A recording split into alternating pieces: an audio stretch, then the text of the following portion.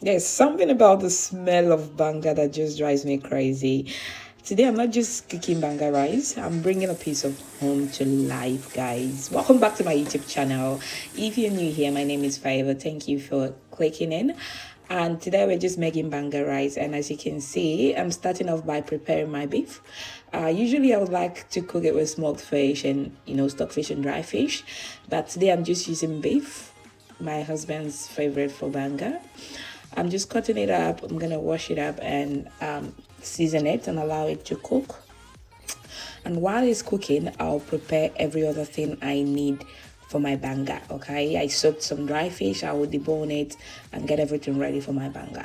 So for this beef, I seasoned it with some onions, some scotch bonnet pepper, and some seasoning powder. I added enough water, not above the level of the fish. I just wanted it to be tasty, and I wanted the stock to also be tasty. So I stirred everything in properly and allowed to cook. I started to debone my fish, making sure I take out every single bone because kids were gonna eat this food. So I needed to be sure that it was free from bones so they don't choke on any bone.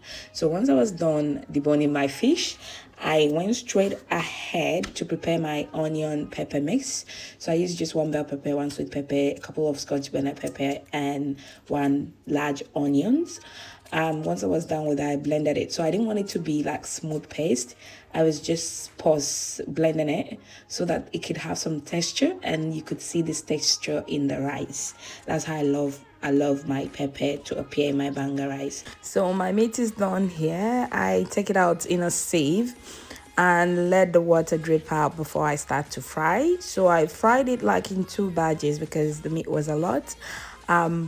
I split it in half and put it in the deep fryer. Okay, then now I'm going to start cooking the banga rice proper. Okay, so I have the meat stock. I just had to add my banga sauce. This is like the 800 gram container. I didn't use all, I used about 600 grams. I put it in the stock and allowed it to dissolve completely before I added my deboned fish. So I added my fish and allowed it to cook in the stock because the stock is already seasoned. Okay, before I went ahead to add my onion and pepper mix, I added this, covered it, and allowed it to cook properly. It's still raw. Allowed it to cook properly. At this point, my first batch of my meat was ready, so I added the second batch and went straight to start washing and preparing my rice to go in. Okay, so I usually love to wash my rice several times until the water is very clear before I set it aside to sieve out the water before adding it to my banga. So I washed my rice multiple times. My rice was ready and I kept checking on my banga from time to time just to make sure it's not tickling a lot or it's not burning underneath. So at this point the rice went in. Okay, this is where everything blends together. Everything comes together at this moment. So you just stir it and cover it and let it cook.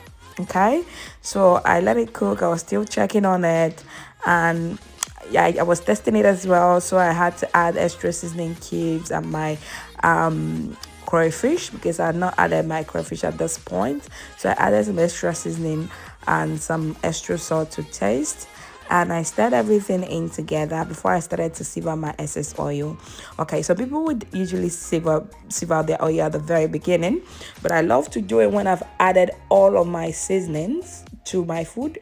That way the oil will be very tasty when I use it to make my jollof beans. Okay, so if you're not going to store it in the fridge, just make sure you sieve it before you start to add every other thing. But because I cook it directly from the stock is already seasoned, I don't bother myself. I just add everything and I sieve it out and save it for my jollof beans. So as you can see, I forgot to add my nutmeg, my Ehuru. So at this point I added my Ehuru and stirred everything together. It's not too late anyways. And then my hydrated scent leaf. So if you have the fresh scent leaf, that is the very best. So stir everything in, allow it to cook until the water is dry, and then boom, your banga rice is ready. Okay, just like that. So it was very yummy and mouth watering. Let me know if you try this and let me know how you go. Until then, I'll see you in my next video. Bye.